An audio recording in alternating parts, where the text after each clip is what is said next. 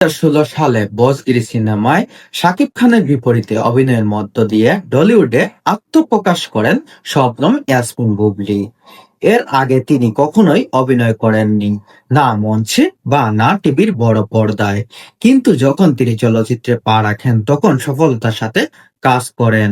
অল্প সময়ে ক্যারিয়ারে একই রকম আলোচিত বেশ কিছু চলচ্চিত্রে অভিনয় করে অর্জন করেছেন দারুণ জনপ্রিয়তা।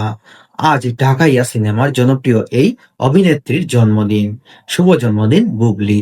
জন্মদিনে আপনার জন্য রইল অনেক অনেক শুভকামনা এবং শুভকামনা ভালোবাসা প্রিয় অভিনেত্রীর জন্য।